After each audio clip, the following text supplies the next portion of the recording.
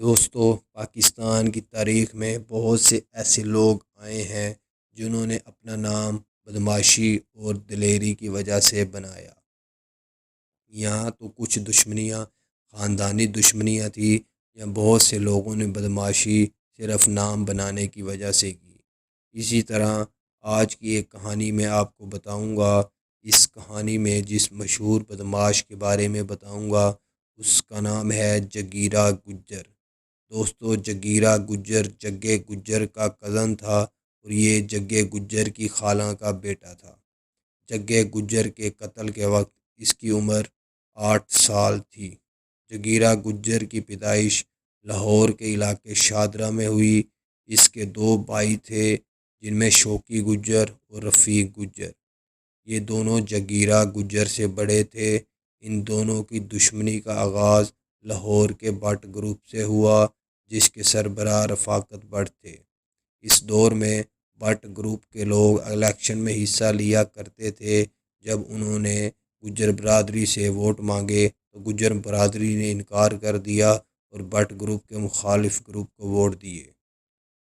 اس election میں but group کو بہت بھاری ووٹوں سے شکست ہوئی، جس کی رنجش میں انہوں نے گجر برادری پر فائرنگ کر دی، جس میں جگیرہ گجر کے بھائی شوقی گجر کو موقع پر ہی قتل کر دیا گیا۔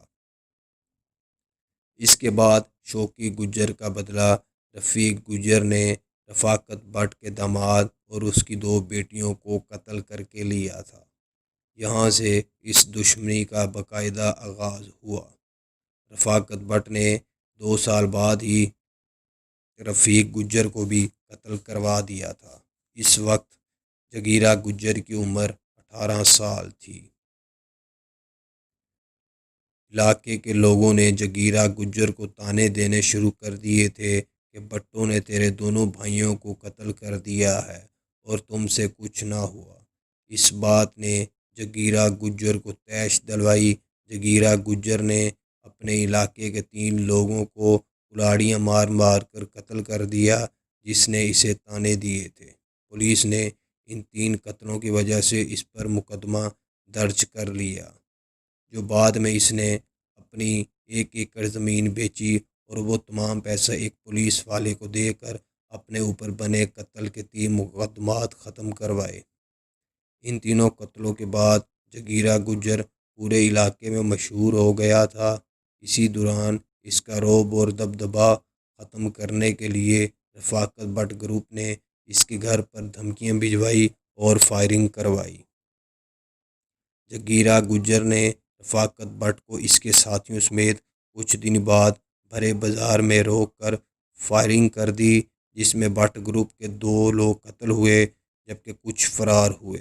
رفاقت بٹ کو جگیرہ گجر نے ننگا کر کے کان پکڑوائے اور پورے علاقے میں یہ بات آگ کی طرح پھیل گئی تھی۔ جگیرہ گجر نے اپنی دلیری اور جگرے کی وجہ سے بٹ گروپ کا نام ختم کر کے رکھ دیا تھا۔ جگیرہ گجر نے جگا گجر کے نقش قدم پر چلتے ہوئے اپنا ایک گروپ بنایا۔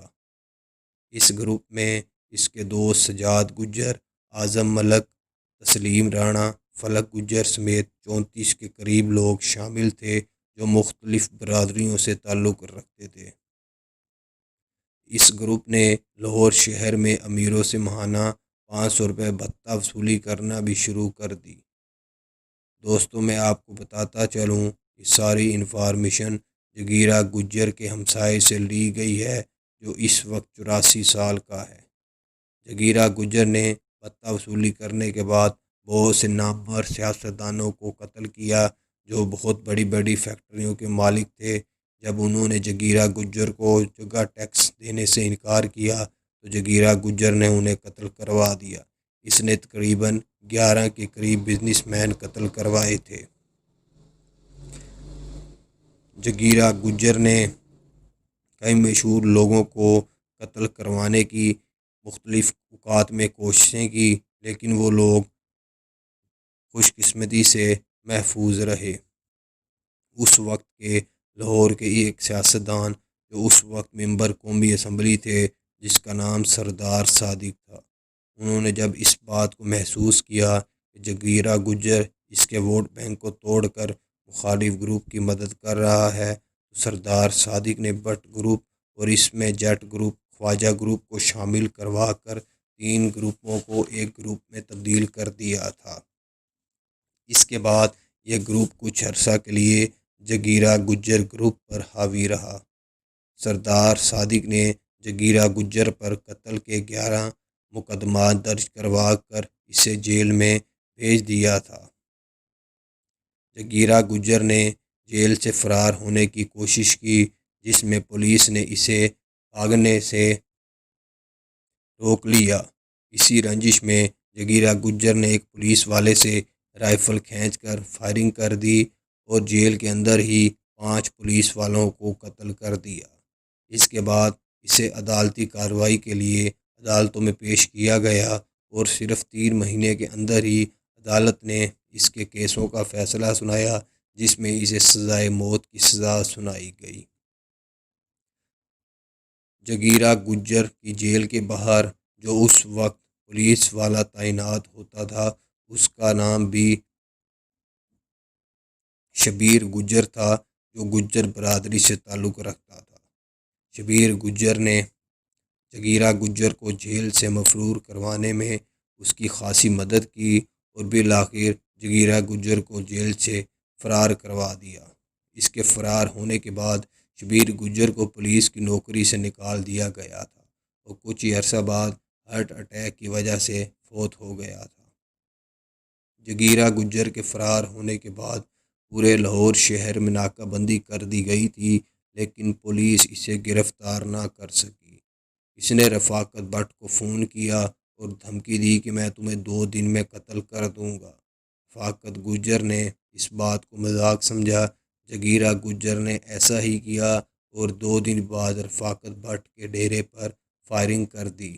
اس فائرنگ میں جگیرہ گجر کے دوست بھی اس کے ساتھ تھے۔ اس فائرنگ میں انہوں نے بٹ گروپ کے 19 کے قریب لوگوں کو قتل کیا، جبکہ جگیرہ گجر کے 3 لوگ بھی قتل ہوئے۔ اس وقت کے وزیر اعلیٰ پنجاب نواب اسد وٹو نے اس واقعہ کے بعد جگیرہ گجر گروپ کے خلاف سخت ایکشن لینے کے احکامات جاری کیے۔ پولیس نے ایک مخبری پر جگیرہ گجر اور اس کے بچے ہوئے چند ساتھیوں پر فائرنگ کی، جس میں جگیرہ گجر شدید زخمی ہو گیا، لیکن خوش قسمتی سے محفوظ رہا۔ کہا جاتا ہے کہ جگیرہ گجر نے وزیر اعلیٰ پنجاب سردار اسد وٹو کے گھر والوں کو اغوا کر لیا تھا، جن میں اس کے بیٹے اور بیٹیاں شامل تھیں۔ جگیرہ گجر کے اوپر بنے تمام مقدمات وزیر اعلیٰ نے ختم کروا کر اپنی فیملی کی جان بچوائی۔ تمام مقدمات ختم ہونے کے بعد جگیرہ گجر نے اس کی فیملی کو چھوڑ دیا تھا۔ اس نے اپنے علاقے سے پولیس کی چوکیاں ختم کروا دی تھی اور پولیس کے لیے اپنے علاقے کے باہر ایک بورڈ لگا دیا تھا، جس پر لکھا تھا کہ پولیس کا داخلہ ممنوع ہے۔ اس دور میں شاہدرہ کے لوگ اپنا کوئی بھی کام ہوتا یا پنچایت ہوتی تو وہ پولیس کے پاس جانے کی بجائے جگیرہ گجر کے پاس آیا کرتے تھے۔ جگیرہ گجر ان لوگوں کے خلاف ایکشن لیتا جو ان کو تنگ کرتے تھے۔ جگیرہ گجر نے بہت غریبوں کی مدد کی۔ اسی دور میں اس کے پاس ایک غریب عورت آئی جس نے کمشنر لاہور کی شکایت جگیرہ گجر کو کی۔ جگیرہ گجر نے کمشنر کو فون کیا، جس پر کمشنر نے جگیرہ گجر کو گالم گلوچ کیا۔ جگیرہ گجر نے صرف 20 منٹ بعد ہی کمشنر آفس پر دھاوا بول دیا اور اس وقت کے کمشنر لاہور طارق کھیڑا کو آفس کے اندر ہی قتل کر دیا۔ یہ جگیرہ گجر کا آخری قتل تھا۔ اس کے بعد آرمی نے اسے لاہور شہر میں ہر طرف سے گھیر لیا تھا اور 1986 کو اسے لاہور شہر میں قتل کر دیا گیا تھا، جس میں اس کے تمام ساتھی بھی مارے گئے تھے۔ دوستو، جن لوگوں نے ابھی تک میرا چینل سبسکرائب نہیں کیا، پلیز میرا چینل سبسکرائب کر دیں۔ میں بہت محنت کر کے انفارمیشن لے کے آپ لوگوں کے لیے ویڈیو بناتا ہوں۔